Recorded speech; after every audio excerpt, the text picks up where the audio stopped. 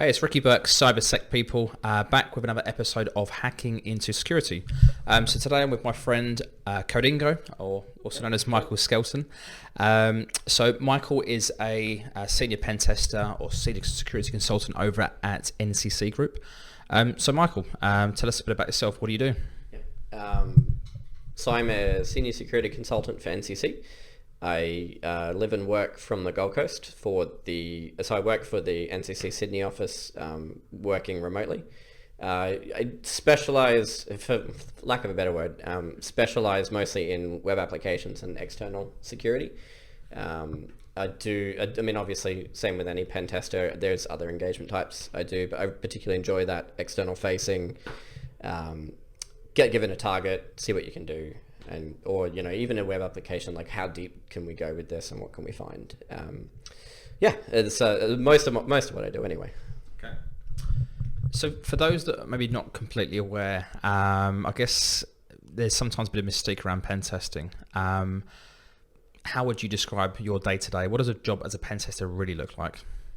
Cool. So I think there's a heavy client engagement. So the difference these days, I mean, we all call ourselves pen testers, but a lot of us are consultants. And the difference kind of there being between pen testing and consulting is that client communication, that engagement. So assuming I'm on a new job, I'll be given a scope, and I'll be given a defined scope often of, this is what you're allowed to do, this is what we're seeking. So kick off the day, go in, check what's in that scope. What am I going to have to do? Communicate to the customer, let them know, yep, I've verified everything, I'm starting, here's my details, feel free to pass it on. So if there is a security team and they're not sure, like if you are raising alerts, they need to know they can contact you in case something like they get a legitimate attack in the same process. Or if a production system goes online and you had it in scope, they need to know they can reach you and find out if it's something you did or if it's another event. So a lot of that is that initial comms, get to know the customer, give them a bit of assurance about what you're doing. Some of this stuff, if it's a new customer, it's scary to them, and a lot of the time you'll see they're querying, are you going to DOS or are you going to test this, and making sure there's assurance of like, no, this is what we do, and just clear the air on all of that. And like a lot of that will happen obviously in sales and the pre-sales process, but there's still consultants have a role to play there once we get the job as well. After that, map everything out, work out what I'm doing, work out what's interesting, what do I have to learn about, is there something there I've seen before, can I just put that in my notes, come back and proof of concept it, is there anything that's immediately obvious I should bubble over to the customer, if you scan a target, find an admin dashboard and you log in with default credentials, that's something you don't wait to the end, you can escalate it early. Anything else that you find that's like similarly high and above, you communicate in real time to give them the earliest possible chance of remediation. End of that first day, give a bit of a summary. This is where we got to. This is what we've got. I'll be in touch tomorrow, and same again. You just repeat that cycle to the end of the engagement, when you then say, this is a summary of where we're at. I need to write my report and put it into quality assurance, and this is when you can expect it. But all of that, the soft skills and that communication is just as important, if not more so these days, than the technical, and kind of showing that you're able to not only write a report, but communicate and, do the consulting element of pen testing. Yeah. So. On that note, I really enjoyed the presentation yesterday, by the way. And for those that weren't watching or haven't seen it yet, I guess linking that communication side to a report, I guess if you don't mind, a quick summary of your talk yesterday. What was that? Sure. So I did a talk on attack chains and properly demonstrating risk. So instead of reporting XSS and doing alert one, can you do an account takeover, or can you do something that a recipient of that report sees it and goes, oh, well, this has, serious risk, we need budget and time, and not assuming that the report will just be consumed by a technical audience, but delivering something that can go in front of a board or a budget committee, or can be looked at a year later and the risk understood. And so a lot of that was proving around different chains and stuff that should be quite common in pen testing reports. by taking, 3 or 4 issues and putting them together into something more severe, something that's more impactful, I guess, so people can properly interpret it and properly understand the risk as we perceive it. So. Okay, cool. Thanks for the summary. So I guess for you personally, why pen testing? Why do you do what you do, and why do you enjoy it? It's a hard thing. It's I don't know. I love it. I like that I can do this legally. I'm sure that's a common answer, but it's I love that you're kind of going into it trying to find things that shouldn't be found, or you're trying to put things together. And like, I used to be a software developer, and I kind of appreciate when I can make software, like business logic bugs I love, because it's like, well, that's so cool, because I know the developer's going to see it and go, oh, I should have thought of that. Or like, and it's not that people are making mistakes, it's that we're thinking in a different manner. And like, I appreciate and respect that, having been a developer, that like, I know I've written stuff and I reflect now that it has the same issues I look for. And I really enjoy conveying that, and like having that that challenge of having something that's good enough to convey, not just, I don't like reports where you come out the other end and it's like, there's no punch to it, right? There's that challenge of like, how can I make this properly like encapsulate what it, yeah, it's hard to explain. It's I guess like I'm someone who really enjoys the web and like the pulling of the web issues together, and I think a lot of people like that rush of that internals and domain. I mean, I kind of find in like, if I can pull something together that I know a developer's going to see it, and they're going to just be like able to kind of go on that journey and be like, yeah, that's cool. And the best clients are when you like pick up the phone, you explain an issue, and they're like, oh, that's awesome, can we like go through that? And and that's a part I really enjoy. Okay. So it's not just about getting shells and... Yeah, no, I guess there's other parts, yeah. Okay. All right. So you mentioned, obviously, you've got a background as a programmer. You didn't just fall into your first job as a pen tester. So if you don't mind, I guess, share your journey. How did you get to where you are today? So I was a software developer for quite a while before pen testing.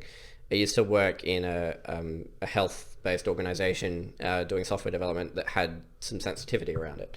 And we didn't have a security team. A lot of places are in the same boat. There's not a dedicated one. And I kind of added it to my remit, and we were making some external-facing websites that were going to be consumed. And I spent a lot of time deep diving in, how can I make this not vulnerable? And like, I've always had a interest in like hacking and security, and back in school when PWL files and stuff, like a lot of people, I've played around with that. But it kind of forced me to realize I didn't know as much as I thought I did, which I think a lot of technical people have dabbled, and it was like, oh, the more I got into it, the more I realized how deep the rabbit hole kind of went. As I went, I would make tools and put them on GitHub to do different things. I self-funded OSCP, and I made a Reconnoiter enumeration tool for that because I wanted to organize myself, and I made it public. And like each step, I would kind of develop something. I was doing Hack the Box, and I did bank on Hack the Box, and it's retired, so I can talk about it. But it had a virtual host there that took me longer than it should have to find. So I made vhost scan with Tim K, because I was like, well, this is something I want a tool for in the future. And like, that was my kind of approach to it. But I reached a point where I capped out, and although I was doing security in my role, I didn't have others that had the same drive and same interest. And I wanted to push beyond like what I could teach myself. And so I looked at pen testing, and I spent quite a while like meeting people and chatting to people, and then I spent a while trying to join an organization where I knew I would be surrounded by people that would push me. And that's, when I spoke to NCC and kind of explained that, it was very informal chat around like, talking about like what they do and what I could learn and how I'd be pushed. And like, just that conversation, it made me very much aware of how much I didn't know, which made me want it more, because, I wanted to be around people that would like it's like I say, humble you, but also like drive you in terms of like you work with someone who's so good at something, and you're like, I want to be that like half that good one day, or and you can't really, you can, but at least I found I wasn't getting that when I was the sole like driver of security in that organization. It was harder for me to learn. So, okay. And I know from, again, known you for a few years now, I know the journey to get into security wasn't that easy. I guess if you don't mind just summarising that, like what do you think it took to finally get into security? And yeah, I'm guessing there's a few knockbacks along the way and some learnings, but I guess what did you come across that could have put you off or stopped you, but obviously you were enthusiastic to keep going? So I think for me, I treated it like I did software dev jobs, where you go apply for a job, you go to an interview, you get the job, and pen testing isn't that. And there are job adverts out there, but they're not the best jobs don't advertise in the same manner, as you know. And for me, it wasn't until I really got into community, and the Sec Talks was really pivotal in my journey, and like getting to know people that were pen testers. And like a lot of people, I would be like, hey, I just want to buy you a beer and pick your brain. And I did that as many times as I could to learn how the community fit together, and like who's who, and who do I talk to, and where do I want to work. Like there's a lot of pen testing firms that I learned quickly I didn't want to work for, even though in other circles they had really high reputation, in those circles they didn't. And I wanted to work for a place that I knew would be security, and not just go in and run a report. Like I wanted somewhere that it was more hacking centric. I learned that pretty early on in community, and ultimately it was through that community that someone heard that an organization was looking and pointed them my way. And that was how I got my start, was that I showed people like I was interested. I spent the time, I was writing tools and solving, I did CTFs. I contributed to CrikeyCon CTF. I did things that like pushed my knowledge, but also like got me in community and got me, like if you're providing value to people, it's easier to have a discussion too. Like it's, all of that stuff was like pretty pivotal, I think, to getting the door open for me. Okay. I think these days the bar is set quite high to become a pen tester. I guess I speak to a lot of people out there that want to get into this space. If someone is just starting to hear about pen testing, or they want to become a pen tester, in your opinion, what does it take? What should they be doing? Yeah, there's so many ways in. I think that's it's challenging to give a simple answer. I think, as like Lucas and yourself have emphasized, it's important to be involved in the community, because the community is where those jobs are. If you're not in community, it's not impossible, but it's harder. There's very limited opportunities if you don't know someone. But then beyond that, it's, showing, like, you have to love it. And I know that people always say that, and I hate saying that, because it's like the cliche, like it's not, you can't coast in it. And you can still, like, I know that's, I think it sends a perception of, there's a bad work-life balance. Like, there can be a good work-life balance. It's just that you have that because you enjoy it so much. You have other passions and interests that, overlap. I'm trying to think of something that's... Okay. Yeah. To summarize, what does an average week for you look like, or did it look like trying to get into the space? Because I don't think people sometimes realize the effort it takes. And again, if you love what you do, then it's not work. But realistically, what hours do you actually put into what you're doing? So I guess before and after. So before, I did a lot of bug bounties, and like I did a lot of Pentester Lab, which, I mean, I've obviously shown my love for that platform in other ways with giveaways and stuff. But did a lot of bug bounties to get a feel for, Burp Suite and Nikto and all of that world. And I then would also then look for gaps where I could make tooling to help me. But I guess that gave me a common feel for the tooling that was involved. I think that in some ways it set false expectation for me when I got into pen testing that I had to do a lot of learning of what was expected in a pen test, what was reported, as opposed to a bug bounty, which was probably the biggest hurdle for me to cover. But then, beyond that, just get networking with people, going to the pub to play CTFs was awesome. I had a couple of key friends that were interested that I did that. Or, Hack the Box was great for that. Pen Tester Lab, as I said, Vuln Hub, just things that were like, I don't know, put a challenge in front, let's solve it. Can I automate or can I do it better? A couple of key things for me when I was looking for work, I did a few CTF write-ups, which were key. And I know everyone says do a blog, but the reason they say do a blog, if you can do a blog that explains a full technical breakdown in a non-technical manner, it shows that you can report, right? And so when I did my interview, it came up with NCC that my blog was looked at. It was a selling point for me because it showed, I can report. I did a couple of, if you go to Codingo.io, they're probably the last blog entries there. I haven't done much since, but they were some CrikeyCon write-ups that had, this is, let's solve the challenge, great, now let's automate it, and had the full breakdown, and that helped. But a lot of it was just, I was very interested and put a lot of time into how can I kind of express that and how can I solve these challenges and, go from there. Yeah, I think you're far too humble. I know if you combine work and what you do in your spare time, you've got to be looking at 70, 80 plus hours a week. What would you say? I don't really want to work it out. It's tricky. It's a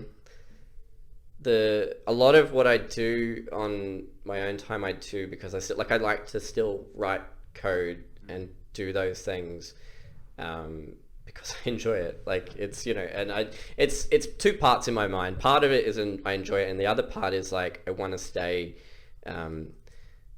not relevant because I think I'm nowhere near as good as a developer today. I think I'm a lot less sharp than I was, but I want to have like that understanding because it helps me when I'm testing to understand how problems have occurred because I'm still coding, I'm still introducing problems in my own code I have to solve, and it gives me that healthy appreciation for, I get why this happened because it's, this is a common problem, this is how they got there, and I find that thought process helps me a lot in my testing. It's also like, I don't want to lose the skill that I built over a few years, and so I like to try and build and challenge myself with these things to, keep it moving. That's awesome. Okay, thanks for sharing that. And I guess just for anyone watching, again, I know you're far too humble for this, but people do need to check out, if you just check out your handle Codingo on your GitHub and other places, Twitter, you'll see a lot of helpful information out there because you've got a ridiculously impressive GitHub. Not that you might say that, but yeah, you do.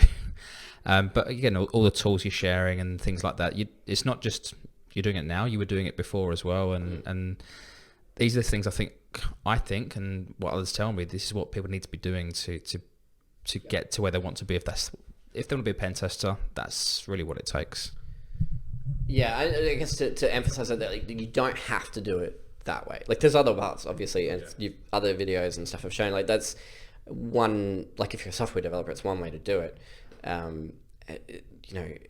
There's so many ways to become a pen tester. It's not black magic pen testing. I think the problem is that so many people get stuck in, I've got to get my OSCP, but I've got to prep for my OSCP. And like, I see it a lot now, actually. People over preparing and over going into that. And like Lucas summarized it really well. That's a component of what you need to know. You still need to know the community. You still need to know how to report. You still need to know there's other elements that come into the role. And like we talk about GitHub and stuff, it's not a magic way in. It was one part of what I did, the networking that like emphasize and stuff too. Like they're the other pieces that kind of pulled together for me and gave me that rounding out. Like that is really the key to it. Is I'm going to say, like, someone decides, oh, well, I'm a network guy and I want to leverage those skills and I'm going to go and do it CTFs and network. They can totally do it. Just, get to know people, show your passion, show what you know. The technical can be taught much easier than the soft skills a lot of the time. And the more you can show, look, if you can show you've got enough technical ability, you could shadow someone on a job and become quickly billable, but you've got all the soft skills down. You're much more appealing in my eyes than someone who's like really technical, best hacker ever, but refuses to talk to customers because you can't place them solo out on a site. And I think that's really the crux of it, is like not to forget all that communication and all of those other parts that come into the puzzle. Awesome. Well, Codingo, thanks for your time. Thanks for sharing. All right. See you.